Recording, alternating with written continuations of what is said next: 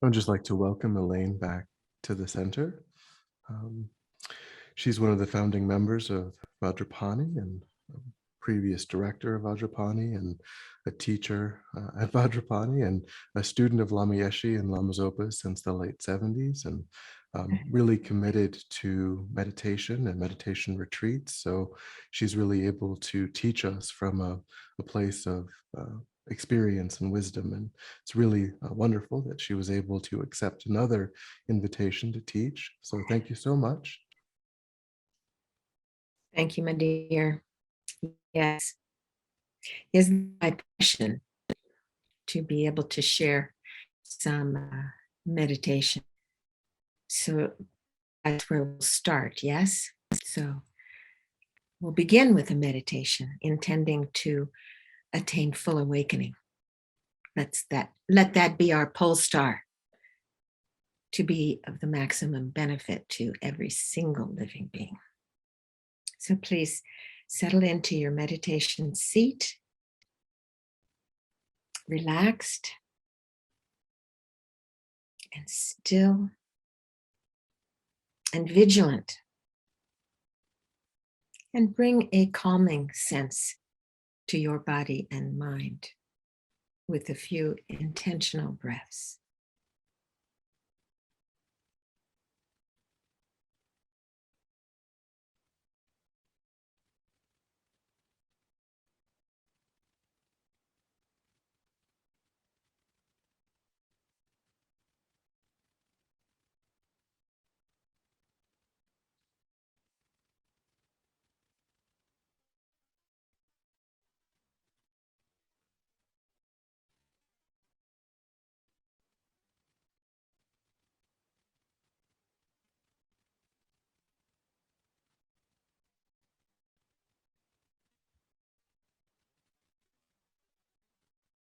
Relaxing the body through scanning from crown to toe,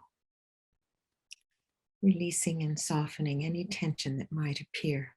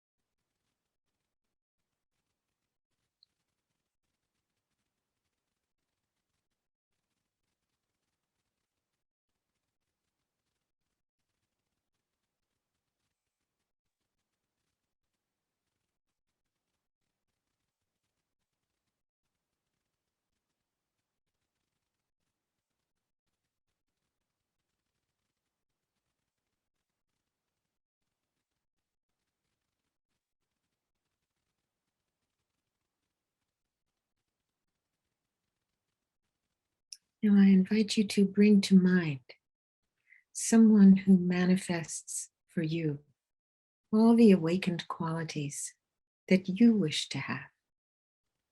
It could be Shakyamuni Buddha, His Holiness the Dalai Lama, your heart teacher, anyone for whom you have great admiration for their qualities of love, compassion, wisdom, and joy. Allow them to appear before you.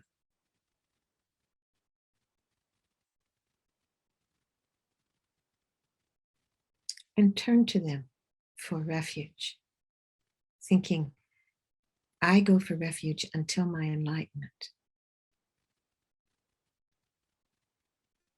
To the Buddha, the Dharma, and the highest assembly. This is my refuge. And we cultivate a loving, kind heart by praying to become a fully awakened one for the welfare of all beings. I go for refuge until I'm enlightened to the Buddha, the Dharma, and the Supreme Assembly. May I become a Buddha to benefit every living being. I go for refuge until my enlightenment to the Buddha, the Dharma, and the Supreme Assembly. By my virtuous actions of giving and so on, may I become a Buddha to benefit every living being. And as we look into the face of our Lama,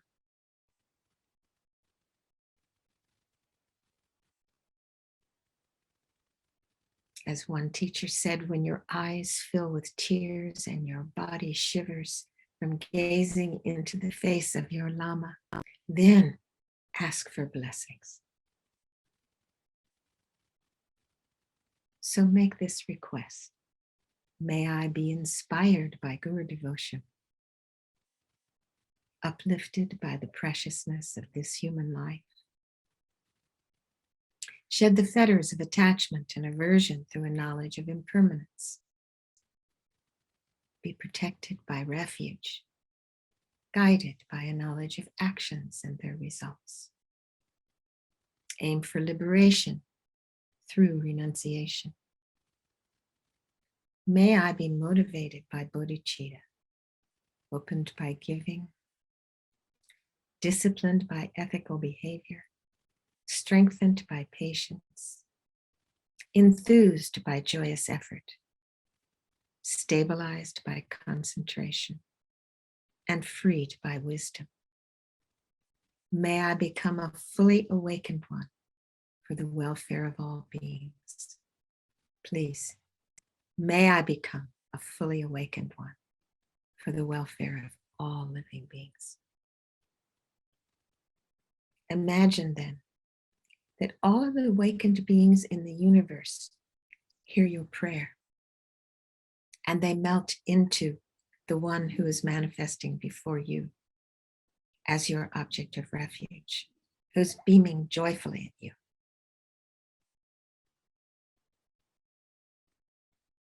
Like snowflakes melting, all of the love, compassion, wisdom, and joy of the universe melts into your Lama. They accept your request and they melt into a small sphere of light. Descend down through the center of your body and come to rest at your heart center. Let your body be filled with their loving kindness and their wisdom.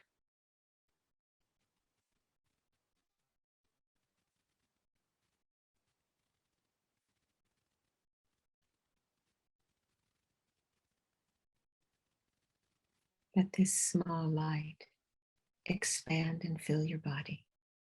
Feel every cell vibrating with love. Know you are loved.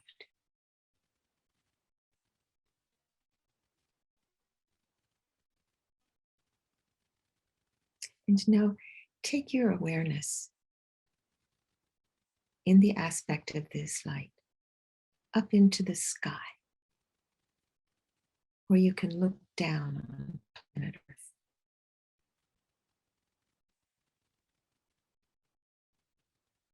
Covered with many, many, many, many beings. Looking, recognize that all over the earth, there are beings working in ways to benefit you. Growing your food, sewing your clothing, making all the essential goods. We're interconnected. We're interdependent, even down to the billions of insects.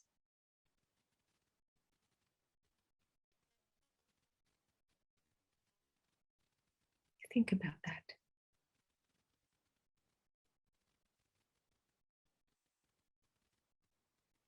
And allow your wish to become fully awakened, to spread out, to encompass them all.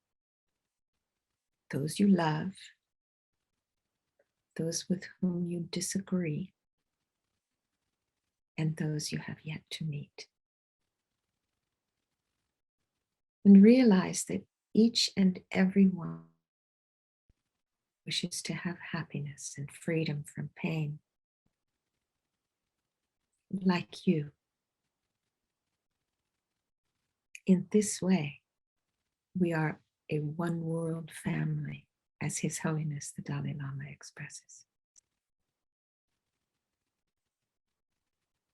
And your bodhicitta, the wish to awaken for the welfare of all beings, grows. Feel that in your heart, a longing, a deep longing to actualize this full path to enlightenment for each and every one.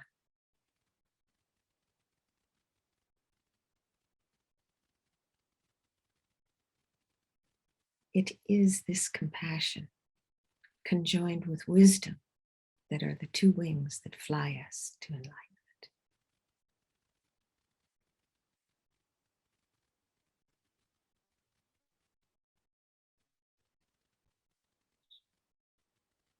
It is often said that for the Mahayana path to enlightenment to be fully effective, it must be a union of compassionate method and insightful wisdom, also known as the practice of relative and ultimate bodhicitta.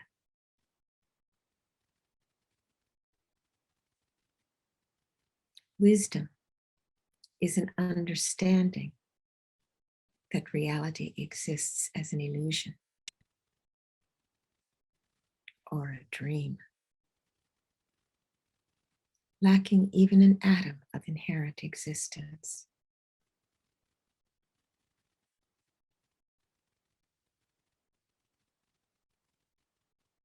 This is the wisdom of emptiness. Kyabje Zopa Rinpoche sometimes calls it a hallucination.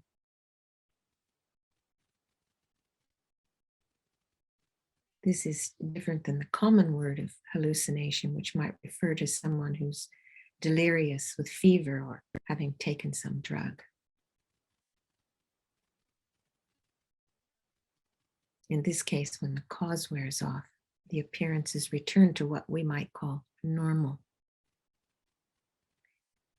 The wisdom of emptiness describes a hallucination which is more pervasive and arises for all of us unenlightened ones all of the time without investigation. It's a misknowing and ignorance. We think we know, but we've got it wrong. It's a view that things exist exactly as they appear, appearing from their own side as a concrete reality, appearing objectively. The wisdom of emptiness says that nothing can exist in that way, that nothing has even an atom of inherent existence. Marrying this wisdom with warm-hearted compassion leads to awakening.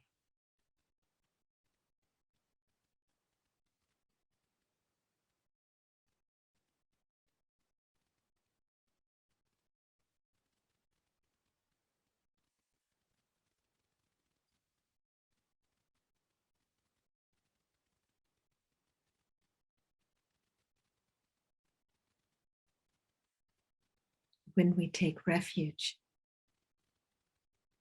the important thing to understand is that we actually can do something to solve the problems of everyday life by relying with confidence and trust on the Buddha's wisdom and compassion.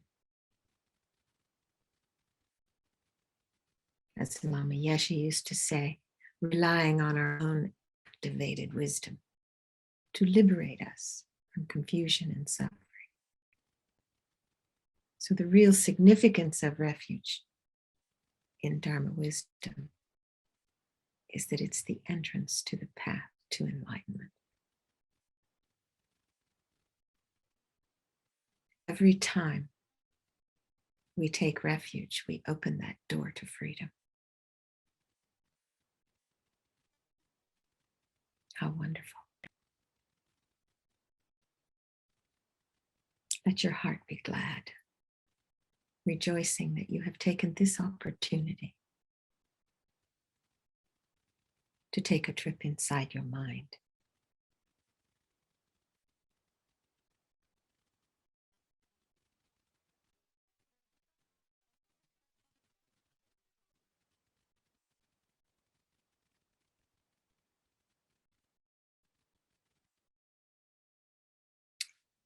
So I'll say a few words about how we'll conduct these teachings here for the month of May, with meditation and a few words and more meditation.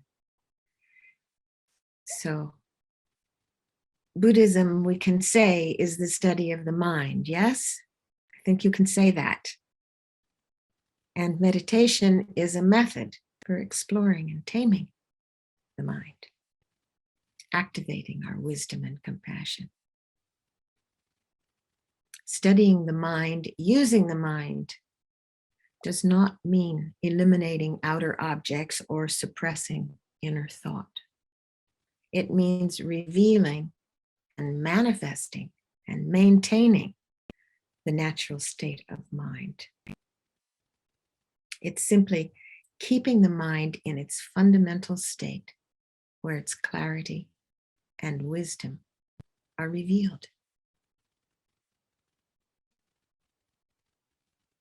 I think we always say in the Discovering Buddhism, mind is merely clarity and awareness, or clear knowing.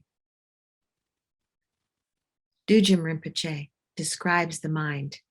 He says the essence of mind is empty, spacious, and pure from the beginning, like the open blue sky. Its nature is luminous clarity, unobstructed and spontaneously present, like the warmth of the sun. Its energy or manifestation is compassion, unimpeded and all-pervasive, like the rays of the sun which shine on all of us impartially. So the true nature of mind is calm and clear and full of compassion and wisdom. And the more deeply we understand the nature of our mind, our vast human potential, the greater is our understanding of interconnectedness with every living being. Looking at our own wish for happiness and recognizing how suffering exists, not just for ourselves, but for every living being, we begin to recognize and whittle away at our self-cherishing thoughts, the ones that keep us trapped. I recently came across a small book called A Discussion Between Self-Grasping and the Wisdom Realizing Selflessness. It's a debate between ignorance and wisdom, and it directly addresses the third principal aspect of the path, which is wisdom. And it starts with a quote from Master Chandakirti's Introduction to the Middle Way, which really, sparked something, this quote. So it's seeing with awareness that all afflictions and faults arise from the view of the transitory collections, and having realized the self to be its object, yogis strive to negate the self. So let's unpack that. Seeing with awareness, or knowing, that all great suffering, all afflictions, and failures to do the right thing or false arise from our view or our way of looking at the transitory collections, which would be a group of objects that have come together for a short time. Or we might say great suffering and harmful actions are due to our way of looking at the five aggregates, which are an ever-changing collection of parts that make up the person.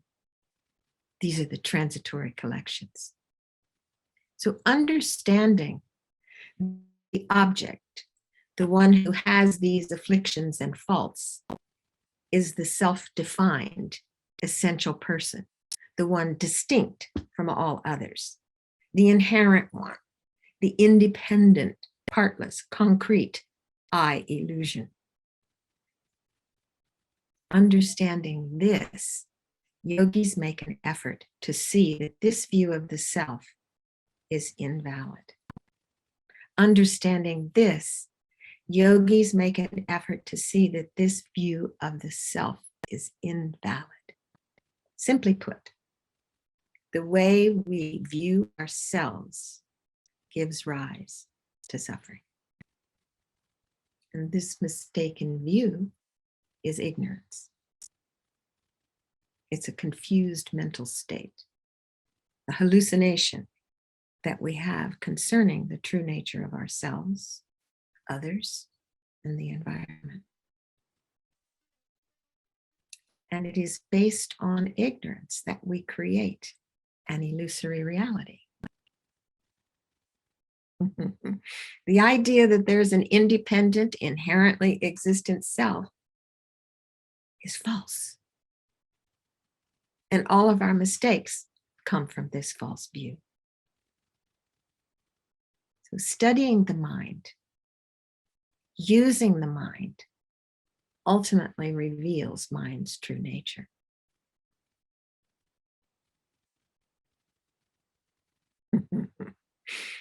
We say everything comes from mind. Mind is the seed of everything. So the main focus of our practice this month will be based on Master Tilopa's teaching to his heart son Naropa on the banks of the river Ganges in India. The Sanskrit for this teaching is called Mahamudra Upadesha.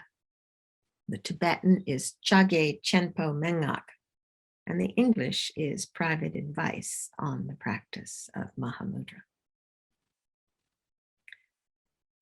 The meaning of Mahamudra is found in the name. Maha means great, and mudra means symbol or seal. And it actually refers to the wisdom of emptiness, which is the very nature of our mind and all phenomena.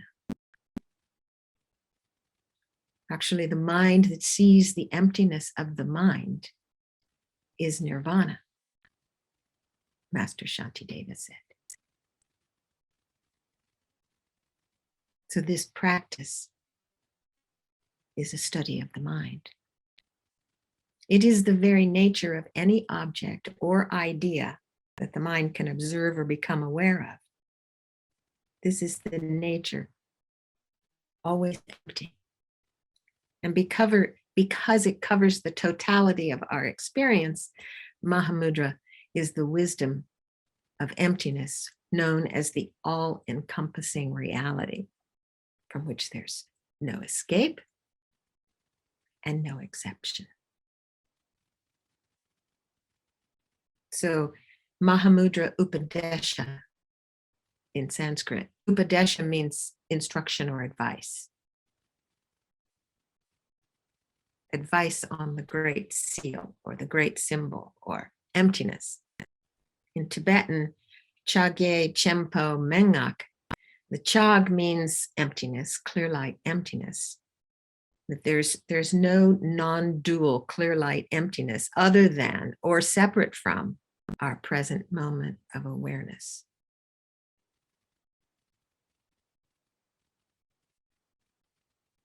The Gye has the connotation that there's nothing beyond that. There's nothing beyond that. And Mengak is oral or private instructions. So in English, it's the private advice on the practice of Mahamudra.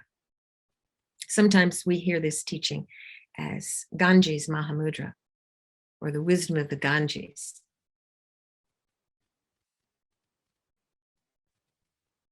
Buddhism has many methods for working with the mind, and this ancient tradition is one of the most renowned and powerful. As a philosophy, it aims to communicate clear knowledge of the true nature of the mind.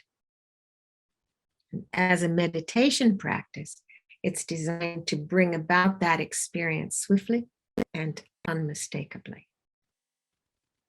And it's known for its simplicity. I first attended a Mahamudra teaching. It was called a Mahamudra Retreat, taught by Lama Zopa Rinpoche at Vajrapani Institute in the late 1970s. Because prior to Rinpoche's arrival, there wasn't any Gompa at Vajrapani, and 100 people were expected to attend. The team of builders quickly got together and built a plywood, like big plywood box. So with 4x8 sheets of plywood and screen above and a roof. And to be perfectly honest, I don't remember much about that retreat except being cold.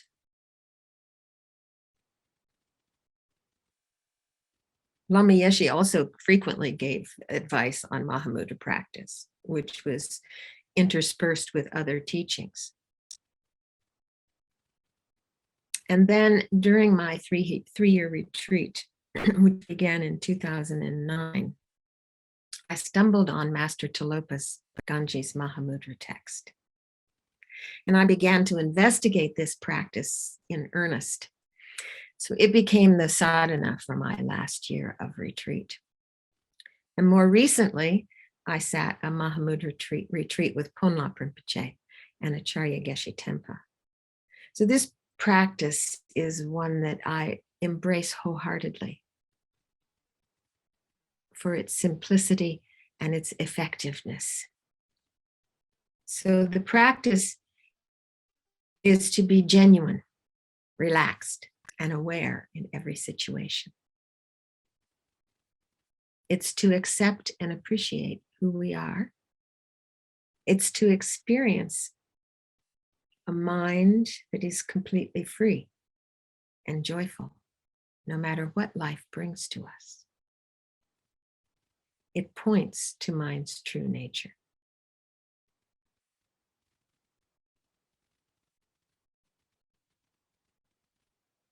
So it begins, Master Tilopa, if you could imagine this, Master Naropa, sought his teacher and went through many hardships and found Tilopa sitting by the Ganges.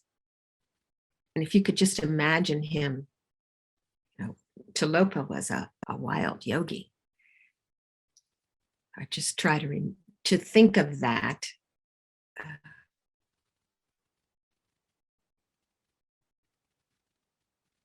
Just being there in India beside the Ganges. And the first thing that Tilopa told him was, I bow down to that glorious, spontaneously arising state.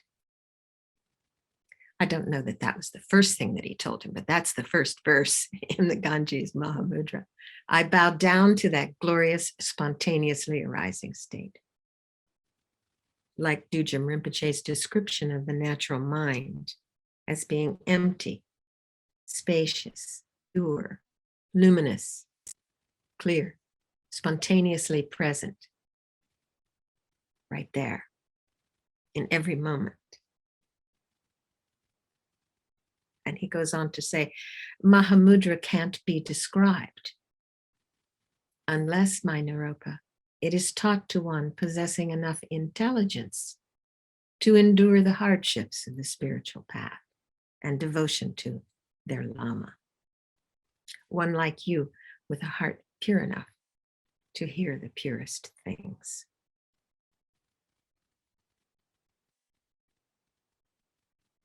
Here, Tilopa advises that we need a certain level of intelligence and devotion. We need a level of mental acuity and perseverance to understand and practice what he's explaining. For me, having heard about this, how many years ago? 50 years ago, 45 years ago, and still, something needed to click. So I didn't initially have the perseverance to really try to stick with the practice, to explore its benefits. It was like Shayla mentioned last month. When she first heard it, it was like, whoosh. What does that mean? So Mahamudra teachings, I confess it can be like that. But regardless of our experience, whether we delve in and practice diligently, or whether we just plant a seed, still that seed will ripen.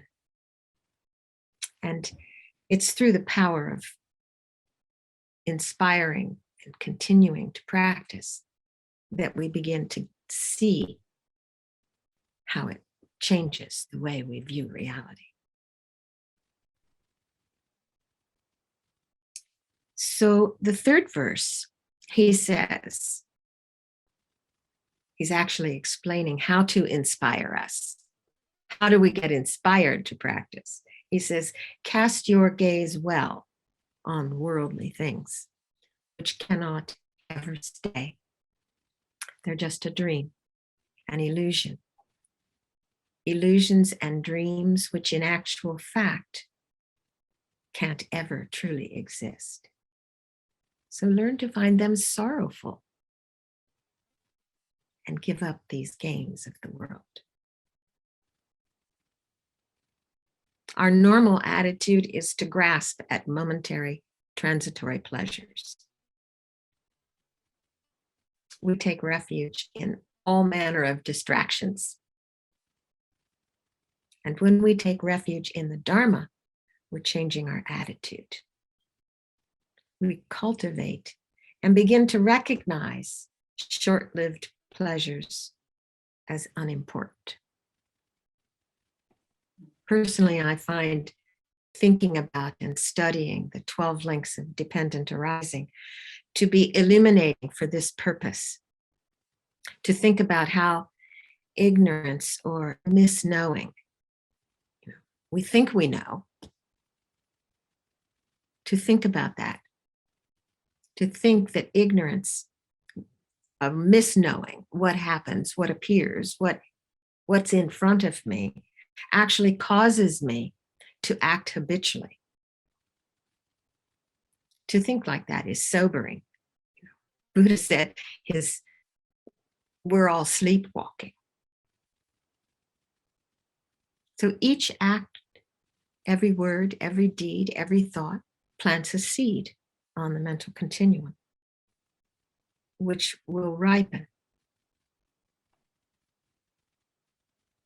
Again, habitually, in name and form. So when my senses come into contact with an object, a feeling automatically arises, positive, negative, or neutral. Often we're just not aware that there is a feeling in every moment of contact. And I want more of the positive, I want less of the negative, and I'm indifferent to the neutral. So my craving to want more of what I like and less of what I don't like grows. It grows into grasping. And once it reaches grasping, it's an irresistible urge, which leads to the next link of becoming.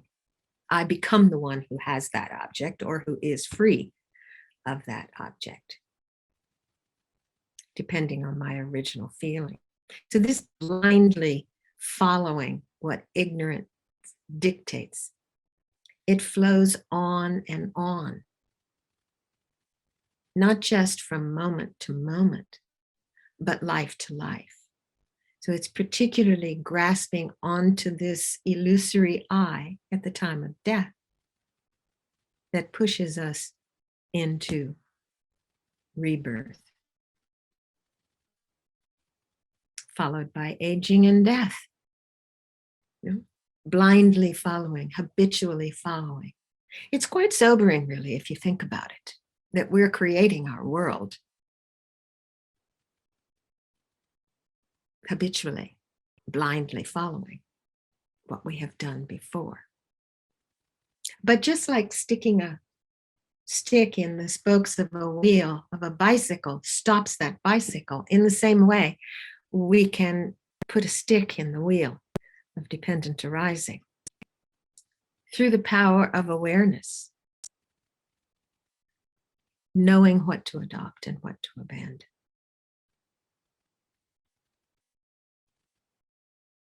To understand emptiness, first intellectually and then experientially or directly, stops the wheel. And we begin to make wise choices. Just questioning reality tears a hole in the fabric of samsara. Just to have heard these teachings, we had to have created the cause for this. We had to have reality at some point in time. We had to have recognized that there was suffering at some point to turn toward the Dharma. So Tilopa goes on and he tells him, let go of your fondness for your retinue. Turn away from all your loved ones. Walk alone into the forest to an isolated hermitage and practice meditation. Reside within a state of non-meditation. Reach that thing which cannot be reached, and you will reach Mahamudra. Lama Yeshe calls bodhicitta an enlightened attitude whereby we open our heart to all living beings and live that way as much as we can. And he also mentions that we may feel when we open our heart hugely to others, our consciousness expands, becoming universal in a very powerful way. It's the same with the Mahamudra experience, non-duality. I find that it's a good portal to pause and recognize this spacious awareness. Whenever it appears, just if you have a moment, a bird song that stops the chattering mind, do pause. By expanding and contracting our awareness, we begin to recognize the all-pervasive nature of mind.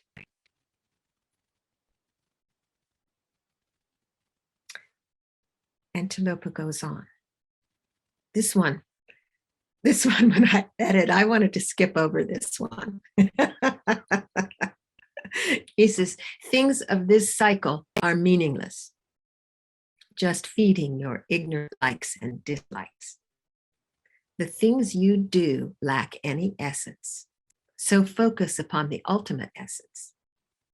You won't see the object beyond all thought with the things that you're thinking.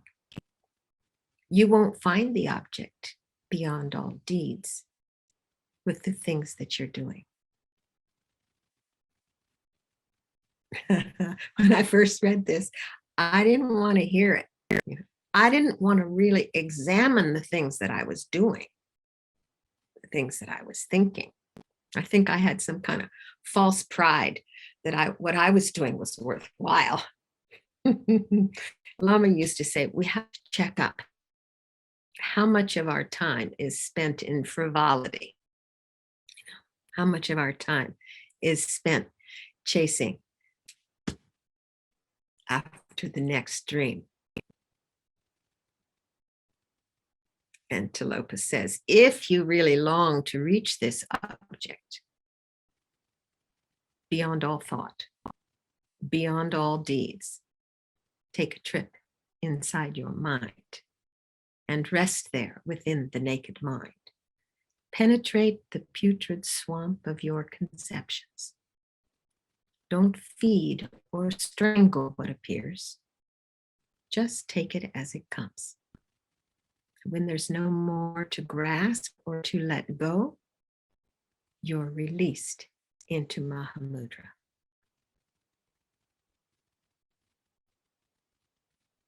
So when I'm sitting and I think, the meditations that we do when we are expanding and contracting, when we are sending out love to all beings, and when we are taking away all the suffering, this is Tonnan meditation, always coming back and out and in.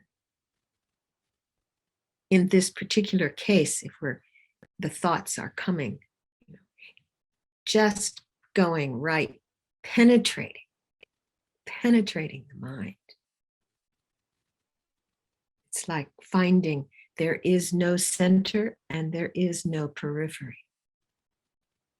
But I like this one, penetrate the putrid swamp of your conceptions. It's useful. So Lama talks about two approaches to realizing emptiness. So in the first instance, one studies, analyzes, and then meditates. And in the second, we can meditate first and then see the view. Lama mentions that after studying, memorizing, reciting, debating, he realized that even if he knew all of the Buddha's texts and understood them intellectually, it would never touch his heart unless he meditated. In the verse 22 of Tilopa's teaching, he said, you can practice the perfections. You can practice the secret word. You can study a collection like monastic discipline.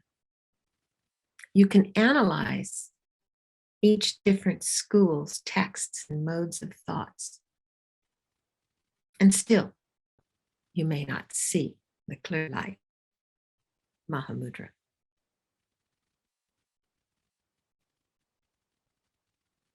And here we learn that word alone is not enough. If we don't go beyond the intellectual level, our mind won't be transformed. The practices of listening, hearing, analyzing, and meditating are to be done concurrently. Lama said, not studying for 20 years and checking for 20 years, and then finally penetrating in meditation.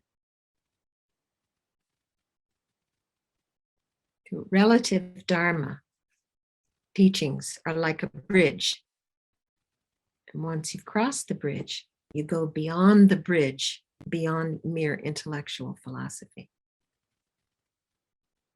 Our problem is that ego holds everything as absolute, holds all changing things as absolute. But absolutely, they are not this. They are not that. Absolutely, they don't exist in any permanent, independent, unchanging, concrete way. We grasp relative truth as true, as permanent, as real, when in fact it's a mere appearance, which Tilopa reminds us cannot ever truly exist. We want it to, though. This is the biggest problem, is because we really would like it to.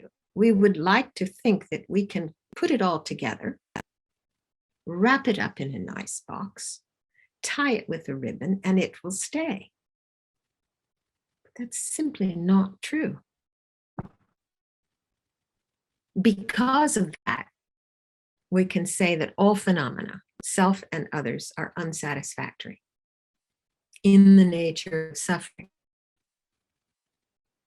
In our prayer that we have been reading, the Complete Path by His Holiness the Seventh Dalai Lama, he says, since all things composite are impermanent, life changes and never abides.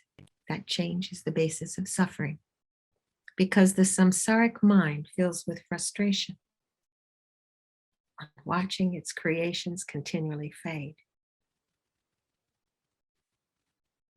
To stop the spinning of this wheel, to stop the spinning, we have to see how the mind fabricates our experience of the world, beginning with ignorance, the state of being ignorant, lacking knowledge, or ignoring, refusing to take notice. Lama Tsongkhapa advises the third principal aspect of the path. This wisdom is cultivated by realizing that all appearances are infallible, dependent arisings. Emptiness is free of assertions of inherent existence or non-existence, free of assertions of this or that. It doesn't assert anything. It's a non-affirming negation. It's not that. Buddha didn't say it's this. He said it's not that. Very interesting. We want something concrete to hold on to. We want to say, okay, there it is. There it is. There it is. No.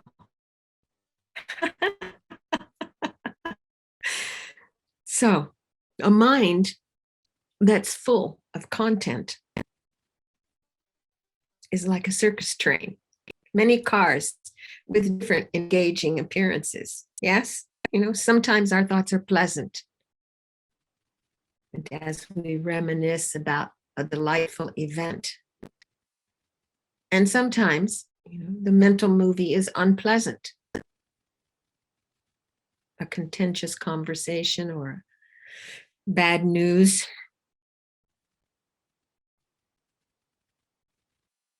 Yeah, we have some of that bad news. And the badder it is, or the more pleasant it is, the easier it is to grasp. It's like whatever's arising, what's passing through the mind, oftentimes it's just things coming, not such a big deal, just coming, abiding, going.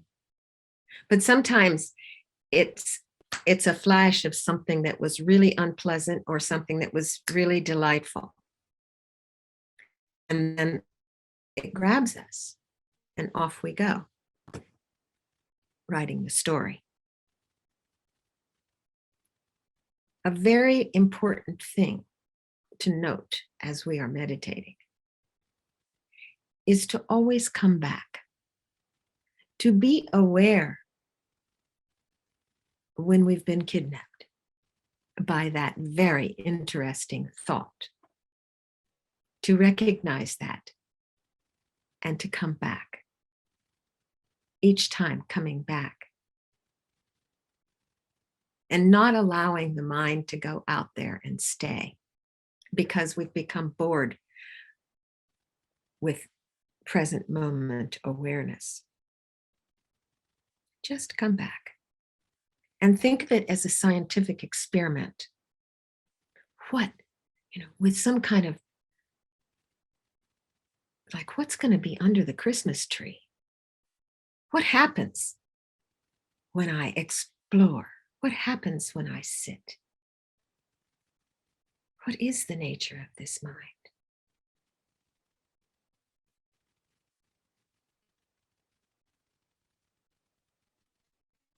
Because an unburdened mind is joy supreme, according to the seventh Dalai Lama. An unburdened mind is joy supreme, its natural state.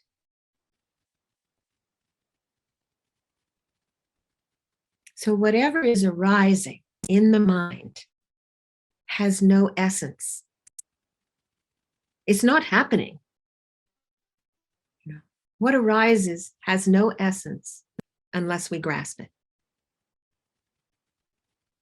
Even the tickle, we want to immediately, there's a sensation, and the first inclination is to stop that.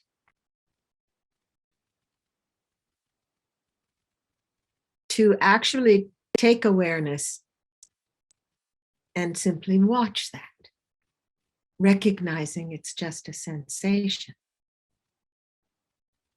And we do see that sensation arises, it abides, and it passes. It is self-liberated, they say. Thoughts are self-liberated unless we grasp, unless we give them energy. So in Mahamudra, the practice is simply keeping the mind in its fundamental state, where its clarity and wisdom are revealed. The true nature of mind is calm and clear. It's full of compassion, love, wisdom, and joy. And this is revealed with greater and greater clarity as we persevere in our practice.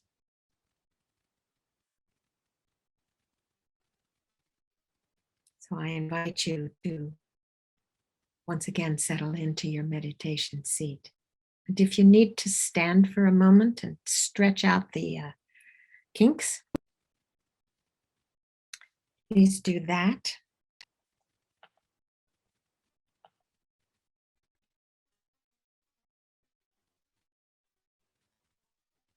And I'm going to set a timer so that we can have some silence.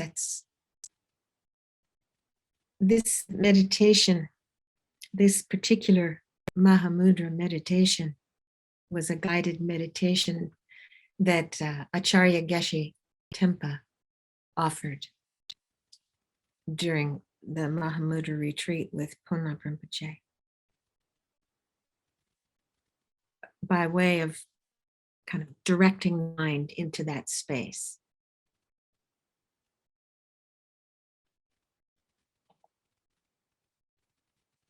And this timer, I mentioned it in the last class, a very, very simple timer.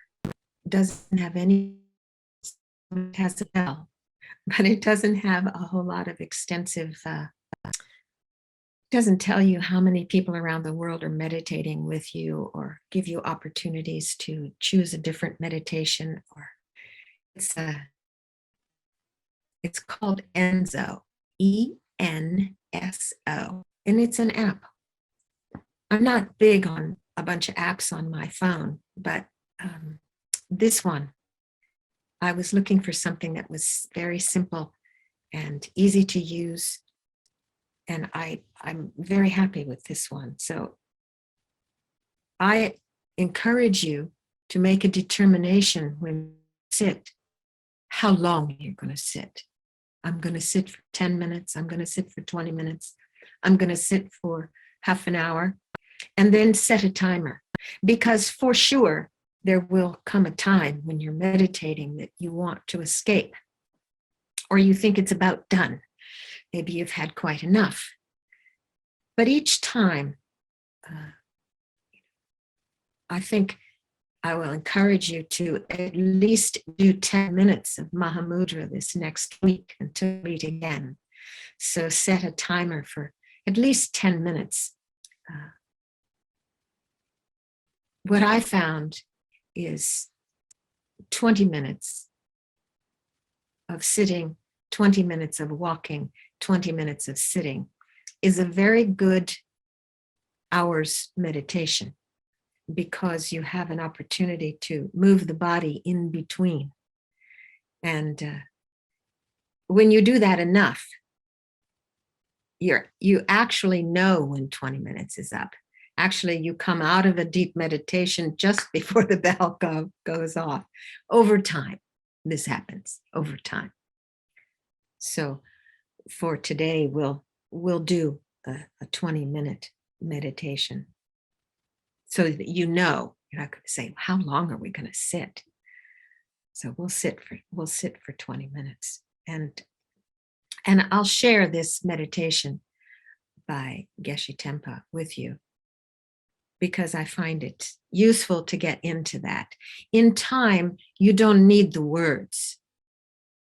You settle. Important to find a comfortable position. Important to completely relax. Mahamudra, if there's tension, no. You will find if you let go of the tension, you go deeper. So don't be tense. Be relaxed, easygoing. Lama says, be easygoing, easygoing. Enjoy. Just be easygoing. Letting go of whatever is arising, letting it be, actually. There's no pushing.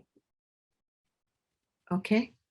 So, and really relaxing.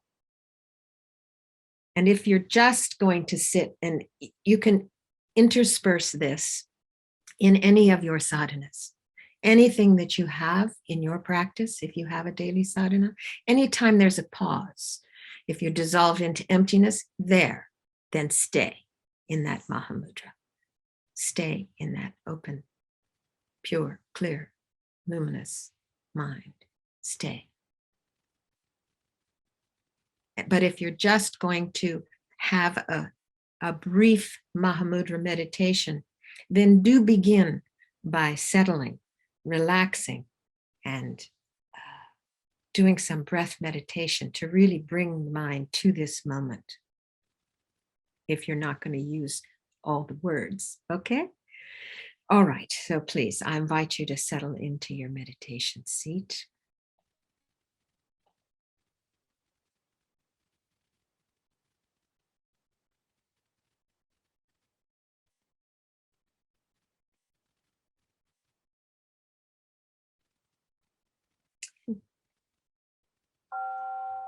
Take a few intentional breaths.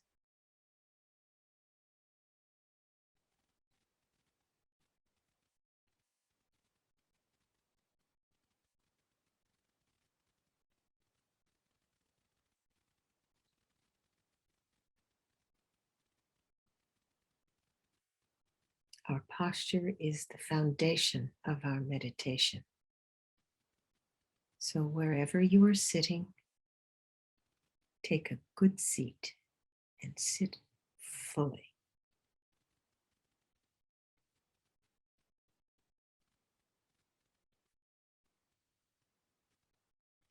Take a few deep breaths.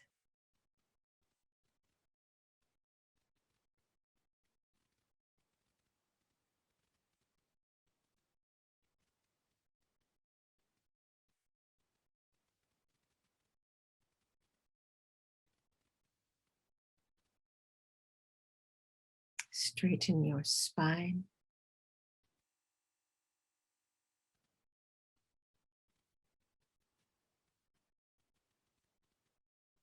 Place your hands in the position of meditative equipoise.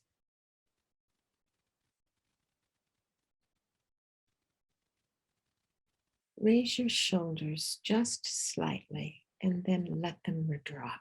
Let them relax.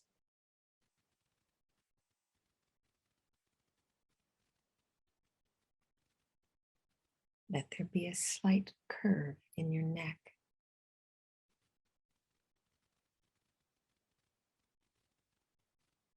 Your tongue resting naturally on the upper palate. Relaxed.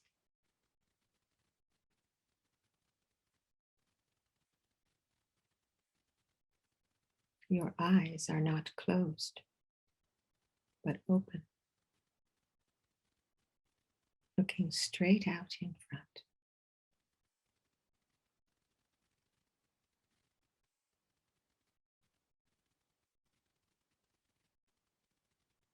Settle the movement of the breath naturally.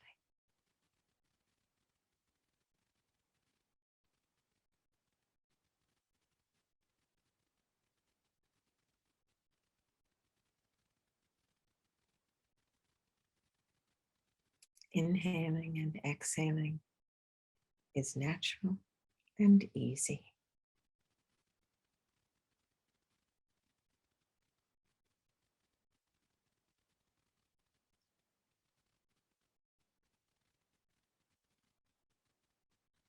With that, let all the parts, all the limbs fully relax.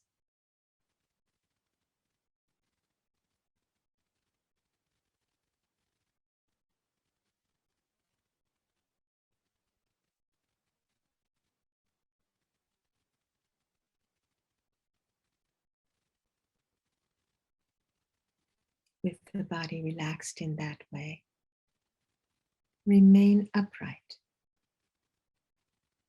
allowing the mind to settle evenly within.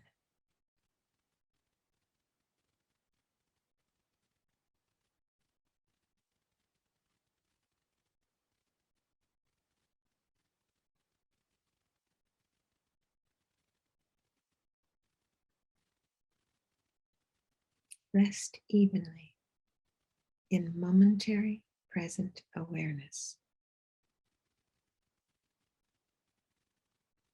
not chasing after the past,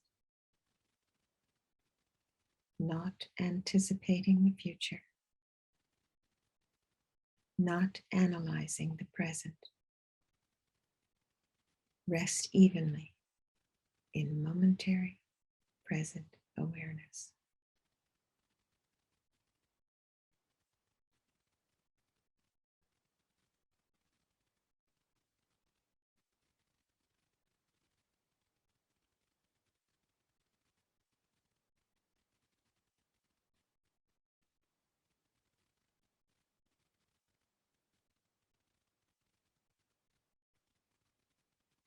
Rest evenly without one who does the resting.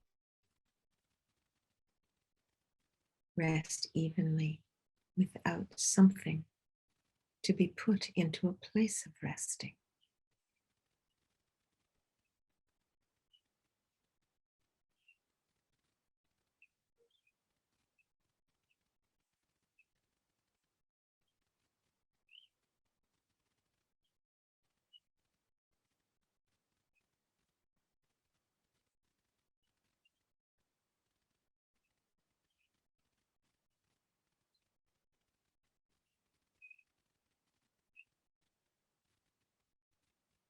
Rest evenly beyond blocking or encouraging. Leave behind all effort, all exertion, and settle evenly.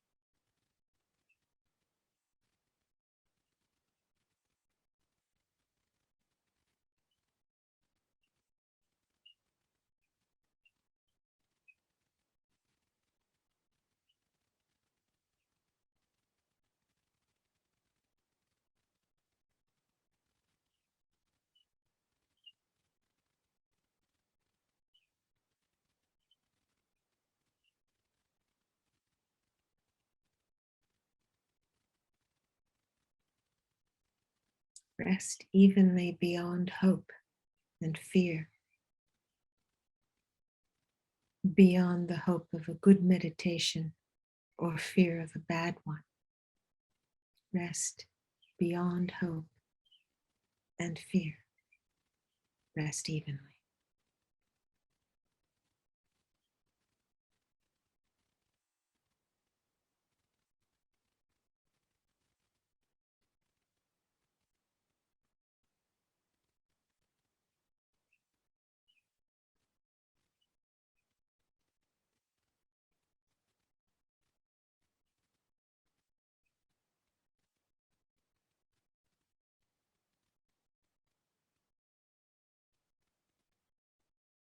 Rest evenly like space without a center or periphery.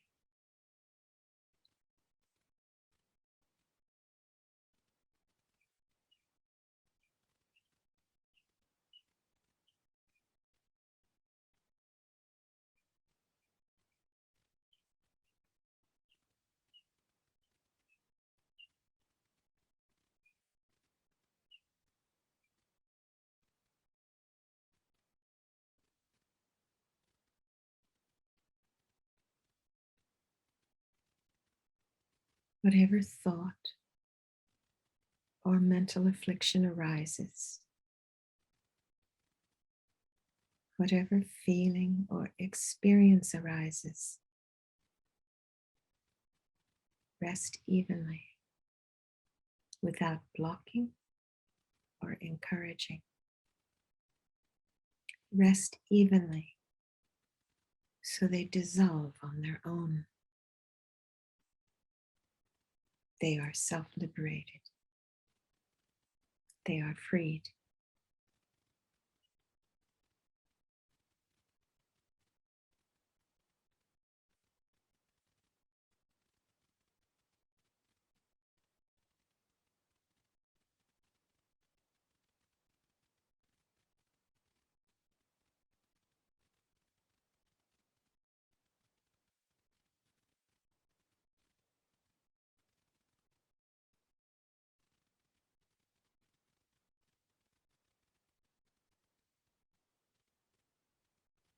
Relaxed, at ease in the present moment of awareness. Rest evenly in that.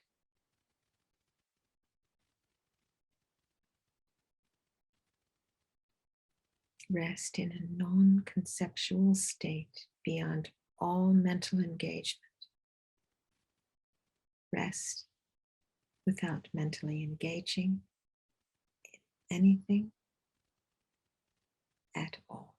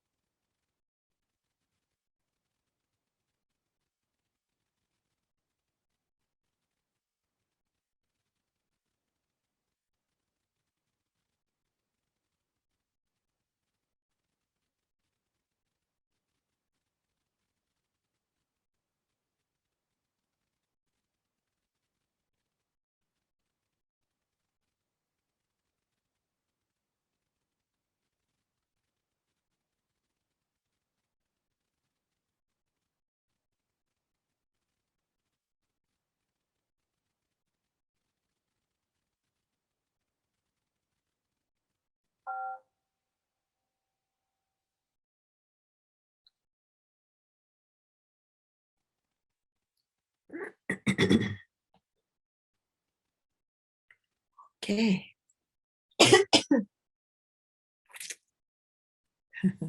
How was that? I'm curious. Somebody want to share their experience or have a question, a comment?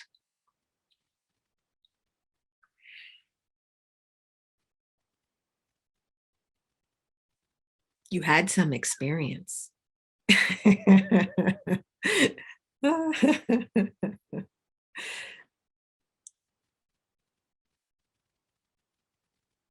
How about eyes open? Did anybody sit with their eyes open? Or do they automatically go shut? No. Usually we have, Catherine, did you have your hand up? No.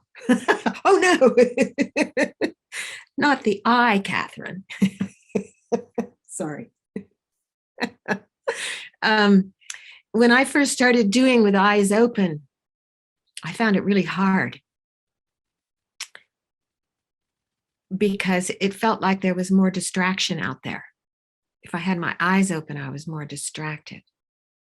But actually, in time, one begins to be comfortable with that eyes open. And then you can be in Mahamudra all the time, not just with your eyes closed. You can try to really kind of not engage in what is arising in the mind throughout your day. Take a moment to recognize, to practice Mahamudra throughout your day, wherever you are. Notice how the mind conjures up so many possibilities when you're standing in line at the grocery store. Notice. It's a method of being able to cut through the ongoing barrage of thought. We don't stop thought. I think I have mentioned before, Milarepa says, you cannot put thoughts in an iron box and have them disappear. So they will come. But it's like you just aren't paying any attention to them. In time, when you live in a place where someone next door is noisy, in time, you become familiar with that and you don't let it bother you. Is it true? Or does it always bother you? Sometimes the refrigerator. Now the refrigerator's running. The refrigerator's running. But in time, you don't hear the refrigerator. I remember a good friend spent the night, and I had a grandfather's clock. It wasn't a grandfather's clock, but it was a clock that went tick, tick, tick, tick, and then it dinged on the 30, and it bonged on the hour. And I didn't hear it hardly, unless I was attending to it. She said, I didn't sleep all night because of that clock. I said, oh, yeah. So I now would stop the clock when friends came over. So we begin to see how we grasp thought, and it carries us away. And we spin it. And we make it so much bigger than it really is.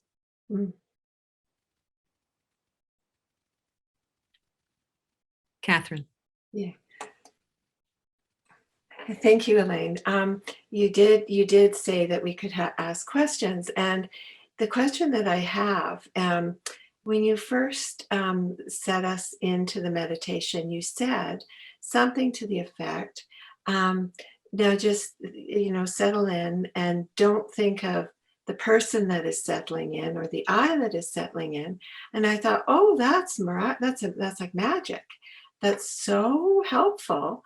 And it just really resonated somehow.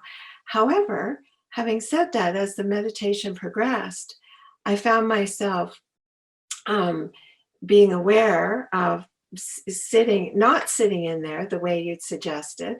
So another I came up and said, oh, I'm not doing that. I need to, and another I came up and said, I need to do this. What was that Elaine said anyways? And I kept trying to do that. And it got more and more complex in my own mind, all these eyes that came up, that I finally just had to stop it. And then that magic that I felt initially, I was trying to find it again. And then I thought, well, I'm not supposed to be doing that either. So I thought, I don't know what I thought, but I wanted to stop that wheel that I suddenly found myself that I jumped on. I didn't know that I was asking or trying to jump on it, but I did. And so I wonder if you could comment on that. The only reason I asked the question is because you said we could, and I thought maybe other people had a similar experience. So thank you. That's really brilliant. That was a brilliant experience that you had, because you had a resonation with, oh, there's no one sitting. So there's a brief moment of letting go of one sitting, an idea that I'm sitting, how am I sitting? When we start thinking I'm sitting, oh, how's my body? What if I'm in Zoom? Are people looking at the way I'm sitting? Am I sitting steady enough? Am I moving? We get attached to the body that's sitting. We're trying to make it perfect. So the idea, when we talk about not engaging in anything at all, it's being able to recognize when we have started to mentally engage. So you did that. It's brilliant. You did that. Absolutely brilliant. You saw it. You resonating. I had a similar experience when I first heard that meditation about with no one sitting. Oh, yeah. So I can totally let go of who I think I am or what I think I'm doing. But I comes back up again and then wants to be perfect in this meditation. Oh, did you do it right? Is that right? Or you go, oh, this is great. Maybe this is it. No mental engagement. So as soon as we catch ourselves mentally engaging in anything, whatever it is, it's recognizing. Sometimes it's hilarious what we get caught up in. So we just let go and we come back to the letting go. And when you have your eyes open, the saying is to gaze at the in-between. So it's unfocused eyes. It's not eyes that are now looking. You've got your eyes open and you're gazing at the wall across at that little spot right there, and you're going to stay right there. No, this is an external object. No, the idea is that we are actually turning the light around, and we are looking at the mind, which is nowhere to be found. You see, the mind is not in here, and the mind is not out there. The mind is all pervasive. So one begins to get a sensation that even this body is disappearing. The body's disappearing, the mind is disappearing. Anything solid, concrete is disappearing. It has disappeared. And you sit in that just mind, just that clear, spacious, luminous awareness. It's brilliant to say momentary present awareness. Momentary, this moment. Because that moment is gone and the next one hasn't come. And this moment is also not here because it's becoming the past even in that moment. You can't find the present moment. It's very interesting what happens as you begin to simply take the hypothesis that this mind has these, is clear and knowing, and it's nothing else. As soon as we get caught in the content of the mind, caught in thinking, then we've solidified it. We've turned it into something. We're in the content as opposed to the nature of mind. But there is a meditation where one does that, you know, one sits and the mind is watching the mind content. It's seeing how things arise, abide, and pass. But that is something that comes by the by when you simply sit in momentary present awareness. It will become quite obvious that things arise, abide, and pass, as long as we haven't done this. And then we write the great American novel about it. And then the bell goes off. Oh, what was I doing? So that's your job. So this week, do that, yes? As much as you can, you know, try to do, because it's very useful, very useful.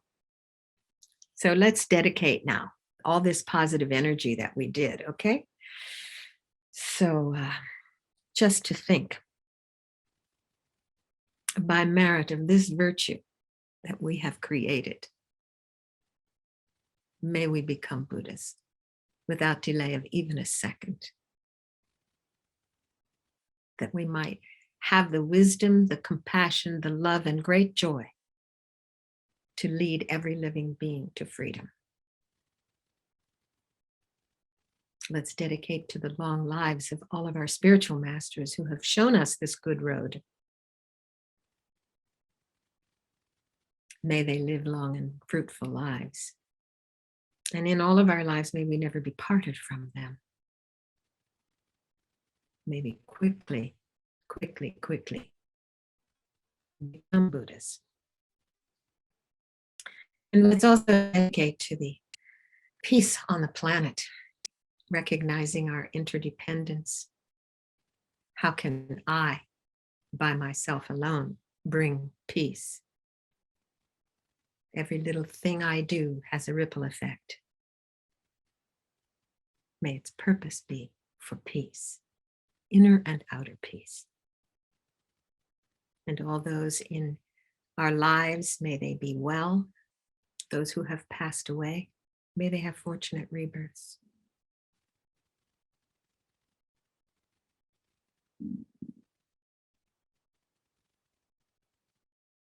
And any personal prayers that you have to dedicate this amazing energy for this remarkable practice.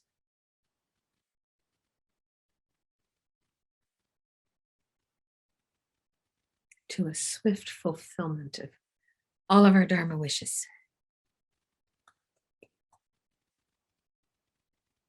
Okay, my friends, I look forward to seeing you again. Be well, be happy. Okay. Take good care of yourselves. Thank you.